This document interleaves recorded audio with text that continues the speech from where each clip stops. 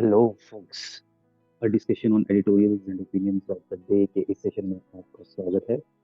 रोज के सेशन की तरह हम आज के इस सेशन में भी रोज के एडिटोरियल्स और ओपिनियंस पे चर्चा करेंगे, लेकिन थोड़े चेंजेस के साथ हम दिन की सबसे इम्पोर्टेंट न्यूज़ के बारे में भी थोड़ा सा डिस्कस करेंगे। तो news of the day is index of industrial production slumped to 4% in October.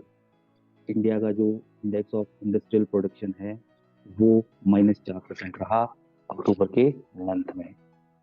Now ये इंडेक्स ऑफ इसके कॉजेज बताए जा रहे हैं, contraction in manufacturing and consumer demand which have been seen during this month, which indicates weak exports and sluggish consumption demand, जो कि exports week होने की वजह से और जो कंजम्पशन डिमांड है कंज्यूमर्स की उसके कम होने की वजह से मैन्युफैक्चरिंग में कॉन्ट्रैक्शन हुआ है। और स्मॉल एंड मीडियम एंटरप्राइजेज में भी वीकनेस कंटिन्यू रह रही है after pandemic. So what is this index of industrial production? It is an indicator that measures the changes in the volume of production of industrial products during a given period। यानी कि entire industrial sector में कितना production हो रहा है और एक period के ऊपर उसमें कितने चेंजेस आ रहे हैं, वो ये इंडेक्स है, इंडेक्स ऑफ इंडस्ट्रियल प्रोडक्शन। तो आईआईपी में इंडेक्स ऑफ इंडस्ट्रियल प्रोडक्शन में एक बहुत इंपॉर्टेंट चीज आती है, 8 कोर सेक्टर्स, जिसका एक बहुत बड़ा रेशो रहता है आईआईपी में। तो it is a task for you guys to find out which are these 8 sectors और इनका कितना परसेंट जो कंट्रीब्यूशन रहता है इंडेक्स ऑफ इंडस्ट्रियल प्रोडक्शन में। We will discuss these things in some other video. So let's start with our first opinion of the day. It is Trading to Win, which is published in the Indian Express newspaper, and it is written by Kemi Badenhawk, who is UK's Secretary of State for International Trade. तो ये मोहतरमा आजकल जो है India में है and she is negotiating with Indian government regarding India UK free trade agreement. तो उसको लेकर ही इन्होंने हमारे इंडियन एक्सप्रेस न्यूज़पेपर में ये आर्टिकल लिखा है। तो let's see what she is saying. जो इंडिया यूके टाइज है, these are referred as living bridge, एक जिंदा पुल की तरह इनको जो है वो रेफर किया जाता है, because of a dynamic economic force of people, businesses and ideas. India's growth toward being a developed nation within next 25 years, and UK is also forging deeper trade relations around the globe. India कोशिश कर रहा है कि अगले अगले 25 सालों में वो एक डेवलप्ड नेशन की कैटेगरीज में आ जाए, और यूके भी आफ्टर ब्रेग्जिट, जिसको हम जानते हैं कि यूके जब यूरोपियन यूनियन से अलग हो गया था उसके बाद इंटरनेशनल रिलेशन में बहुत फोकस कर रहा है। तो इन दोनों को अगर कंबाइंड तरीके से हम देखें तो इसकी वजह से हमारा जो है डेली का कनेक्शन जो है वो स्ट्रेंथ हो रहा है every single day. India and UK का बीच का जो कनेक्शन है it is being strengthened with last years enhance trade partnership. पिछले साल इंडिया और यूके ने एनहांस ट्रेड पार्टनरशिप की तरफ कदम बढ़ाया था, has opened an exciting opportunities for our business across various sectors, चाहे वो फूड सेक्टर हो, सॉफ्टवेयर सेक्टर हो या मैन्युफैक्चरिंग सेक्टर हो। तो इसमें जो है एक काफी अपॉर्चुनिटीज है इंडिया और यूके के, अगर उनके ट्रेड रिलेशन जो है वो फर्दर एनहांस होते हैं। She is saying that UK and India as well has load several trade barriers to bring down many ambitious targets to double the trade value by 2030. The target is to double the trade value between India and UK by 2030. और Indian firms जो है वो उनको UK में बहुत अच्छी opportunities मिल रही है। यूके की बिजनेस इंडिया में एक्सपैंड कर रहे हैं, ज्यादा इन्वेस्ट कर रहे हैं। और इसका लेटेस्ट एग्जांपल है कि कार यूके का जो कार मैन्युफैक्चरर है मैक्लारेन, उसने जो है मुंबई में अपना एक शोरूम रिसेंटली खोला है। इसीलिए इन सब चीजों को ध्यान में रखते हुए हम देखते हैं कि एक फ्री ट्रेड एग्रीमेंट जो है एक नेक्स्ट नेचुरल स्टेप की तरह नजर आता है। और ऐसा कोई भी ऐसा फ्री ट्रेड एग्रीमेंट जो कि दोनों के लिए विन विन सिचुएशन क्रिएट करता हो। विन विन सिचुएशन का मतलब होता है जब win and win is hyphenated, it means something or some kind of deal which is beneficial for both the parties. A deal could mean, अगर ऐसे कोई डील होती है उसका मतलब ये होगा कि इंडियन कंज्यूमर्स के पास ज्यादा चॉइसेस होंगे और कम प्राइसेस की चीजें अवेलेबल होंगी, which is manufactured in Britain, from car through chocolate. मतलब हर एक चीज जो ब्रिटिश ब्रिटिश मैन्युफैक्चर्ड होगी, उसके उसके लिए जो इंडियन मार्केट ओपन हो जाएगी और इंडियन कंज्यूमर्स के पास ज्यादा चॉइसेस रहेंगी टू यूज दीज आइटम.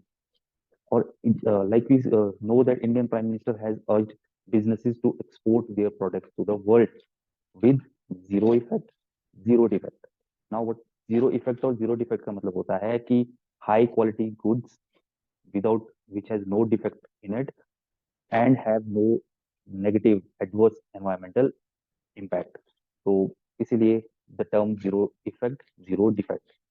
तो इस टारगेट को भी अचीव करने के लिए India UK free trade agreement जो है बहुत बड़ा पुश देगा, so we can achieve this target, this standard set by our prime minister. Telesoft Technologies है एक British cyber security firm which has announce that कि वो अगले 5 साल में 10 मिलियन पाउंड इंडियन सब्सिडरी में पंप करेगा. इससे जो है इंडिया का जो ग्रोइंग टेलीकॉम सेक्टर है उसको बूस्ट मिलेगा, उसको एक सपोर्ट मिलेगा. और इससे जो अभी भी करंटली इन्वेस्टमेंट जो है दोनों साइड जो धीरे धीरे बढ़ रही है, यदि फ्री ट्रेड एग्रीमेंट जो है वो साइन हो जाता है तो it will rise. So this was the article and now we will see कि क्या इंडिया और यूके के बीच में फ्री ट्रेड एग्रीमेंट होता है और उसमें क्या डेवलपमेंट्स आते हैं. As and when it comes we will have a discussion over it. So let's see our next article. It is an editorial comment और ये द इकोनॉमिक टाइम्स में छपा है. इसकी बड़ी कैची जो है वो टाइटल फ्रेज मुझे लगा है, unstress distressed for less bank x. तो देखिए आप टाइटल्स के साथ भी किस तरह से प्ले कर सकते हैं, इसको इंटरेस्टिंग बना सकते हैं. And this this editorial comment says कि आरबीआई का जो अभी रिसेंट एक डिसीजन रहा है जो अलाउ करता है बैंक्स को to sell all stressed loans to the ARCs. Now ARCs are asset reconstruction companies, जो कि बहुत ही एक प्रैग्मेटिक स्टेप माना जा रहा है. प्रैग्मेटिक मींस एक प्रैक्टिकल स्टेप माना जा रहा है. तो रूल चेंजेस, ये जो रूल चेंज किए है आरबीआई ने, इसकी वजह से चांसेस बढ़ जाते हैं कि जो स्ट्रेस्ड असेट है, एक बैड लोन है, उसको जो है एक अर्ली टर्न अराउंड मिले, एक टाइमली रिस्ट्रक्शन उस जो बैड स्ट्रेस है, उस बैड जो एसेट है उसका हो सकता है. पहले क्या होता था कि जो लेंडर्स होते थे they have to wait until the loan was in default for 60 days or it is classified as NPA, non performing asset. Only then वो बैंक्स जो है ARCs को ऐसे जो एसेट्स है उसको ट्रांसफर कर सकता था. लेकिन अब आरबीआई ने ये वेटिंग पीरियड है इसको स्क्रैप कर दिया है. ये बेटर और फास्टर डेट एग्रीगेशन को जो है वो सपोर्ट करेगा. Now debt aggregation means if a single firm has taken more than one loans which has gone bad, which has gone stress, तो उनको जो है वो इकट्ठे करके then it can be restructured properly. इससे जो है ARCs का जो एसेट रिकंस्ट्रक्शन कंपनीज है उनकी परफॉर्मेंस भी इंप्रूव होगी. और जो the sale of bad loan, जो बैड लोन का जो सेल है at the first sign of distress जो है will enable banks to fetch better price and lower their haircuts. इसमें जो बैंक का लॉस होगा वो भी कम होगा और उन्हें बैड लोन का एक अच्छा प्राइस मिलने के चांसेस वो बढ़ जाते हैं. The rule change is well timed as bank will need to shift to Indian accounting standard. अब बैंक्स कोशिश कर रहे हैं कि वो इंडियन अकाउंटिंग स्टैंडर्ड्स की तरफ शिफ्ट हो, तो उसमें जो है ये इस तरह का जो स्टेप आरबीआई ने इस तरह का जो डिसीजन लिया है, रूल चेंज किया है, वो हेल्प करेगा इन बैंक्स को. तो बैंक्स क्या करते हैं, बैंक्स जो है वो इन्वेस्ट करते हैं एआरसीज के सिक्योरिटी रिसीट्स के ऊपर. और ARCs characterizes patient capital that can buy bankrupt companies. और जो उसका पोर्शन होगा जो प्रॉफिटेबली रन किया जा सकता है उसको सेल ऑफ कर देगा जो पोटेंशियल बायर्स होंगे, जो बाय करने वाले होंगे उसको. और इसीलिए एसेट से जो है एक ऑप्टिमल वैल्यू निकाली जा सकती है. अक्टूबर में आरबीआई ने मिनिमम कैपिटल रिक्वायरमेंट को रेज किया ARCs की रिगार्डिंग, और ARCs को स्ट्रेस एसेट्स लेने के लिए अलाउ किया जो फेल्ड कंपनीज के थे under bankruptcy code. But bank जो है वो ARCs को ही बैड लोन बेचना प्रेफर करते हैं, बिकॉज जो बैंक्रप्सी रूट है वो इंसॉल्वेंसी रूट है, वो थोड़ा सा डिलेइंग प्रोसेस होता है.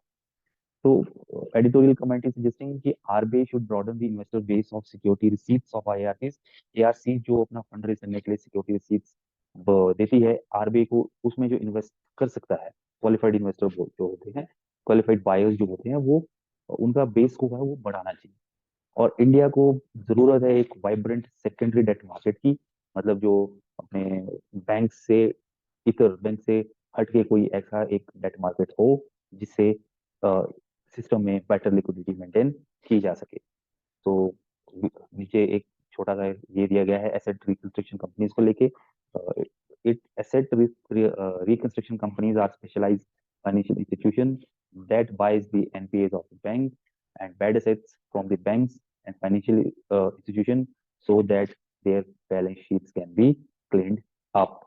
So keep reading, keep thinking, and keep growing.